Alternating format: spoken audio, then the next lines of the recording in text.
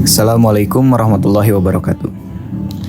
Perkenalkan, nama saya Muhammad Zikri Muzakir Bastiawan, NPM 10221124 dari kelas C2 Akuntansi. Di sini saya akan menjelaskan mengenai Ma'rifatul Insan dalam rangka memenuhi tugas evaluasi tengah semester pendidikan agama dengan dosen Pak Budi Jatmiko. Ma'rifatul Insan. Manusia merupakan makhluk yang Allah ciptakan. Ini merupakan hakikat dari seorang manusia. Manusia pada dasarnya adalah makhluk yang dhaif atau lemah, jahil atau bodoh, dan fakir atau butuh. Tapi Allah jadikan manusia untuk memiliki fitrah, yaitu kecenderungan terhadap kebenaran. Seperti dijelaskan dalam Quran surat Ar-Rum ayat 30, yang artinya, maka hadapkanlah wajahmu dengan lurus kepada agama Islam, sesuai fitrah Allah, disebabkan Dia telah menciptakan manusia menurut fitrah itu. Tidak ada perubahan pada ciptaan Allah. Itulah agama yang lurus, tetapi kebanyakan manusia tidak mengetahui. Manusia memiliki dua unsur penciptaan.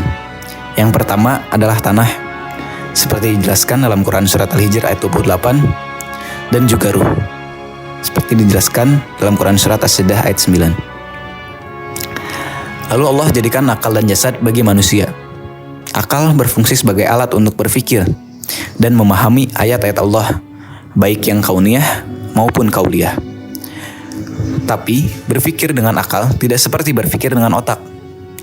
Berpikir dengan akal itu akan berujung dengan satu kesimpulan, yaitu tidak ada sesuatu apapun yang telah Allah ciptakan itu sia-sia. Apabila seseorang telah mempergunakan akalnya dalam berpikir dengan baik dan benar, maka keimanannya akan semakin mantap dan terus meningkat. Lalu jasad. Jasad merupakan bentuk fisik seorang manusia. Jasad akan bergerak atas perintah akal. Akal akan berpikir dengan adanya tekad dari hati. Allah pun menjadikan bagi manusia berupa potensi. Dijelaskan dalam Quran surat An-Nahl ayat 78, yang artinya, dan Allah mengeluarkan kamu dari perut ibumu dalam keadaan tidak mengetahui apapun. Dan Dia memberikan pendengaran, penglihatan, dan hati agar kamu bersyukur. Pendengaran berfungsi untuk mendengarkan ayat-ayat Allah yang disampaikan melalui Rasulullah dengan perantara malaikat Jibril. Allah memberi penglihatan sebagai anugerah. Dianugerahinya pula manusia mata yang dengannya ia dapat melihat, memandang, dan memperhatikan kejadian alam semesta ini. Menurut Imam Al-Ghazali dan Al-Muhasibi, hati adalah raja yang mengawal semua kegiatan yang berlaku pada ruh, nafsu, dan akal. Hati juga yang mengarahkan kelima panca indera manusia dan ada untuk melakukan kebaikan atau keburukan. Dengan adanya potensi manusia, maka Allah jadikan manusia sebagai makhluk mukallaf, yaitu yang dibebani. Dibebani akan adanya amanah berupa kewajiban ibadah dan menjadi khalifah. Kewajiban ibadah dijelaskan dalam Quran surat Az-Zariyat ayat 56, yang artinya, Aku tidak menciptakan jin dan manusia, melainkan agar mereka beribadah kepadaku. Sedangkan sebagai khalifah dijelaskan dalam Quran surat Al-Baqarah ayat 30, yang artinya, dan ingatlah ketika Tuhan berfirman kepada para malaikat, Aku hendak menjadikan khalifah di muka bumi. Mereka berkata, Apakah engkau hendak menjadikan orang yang merusak dan menumpahkan darah di sana?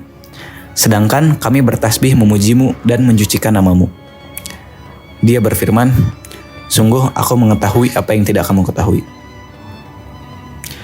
Khalifah merupakan amanah manusia, yaitu dijadikannya sebagai pemimpin dalam rangka menegakkan yang hak dan keadilan di muka bumi. Membersihkan alam ini dari perbuatan najis, syirik, fasik, serta meninggikan kalimat Allah.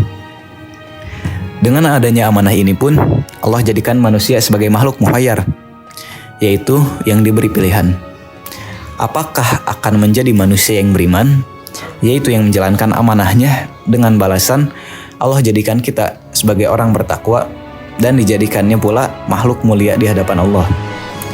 Atau menjadi makhluk yang kufur, yaitu yang meninggalkan amanahnya dengan menjadikan dirinya sebagai makhluk yang fujur, yang mementingkan hawa nafsu dan zalim terhadap dirinya.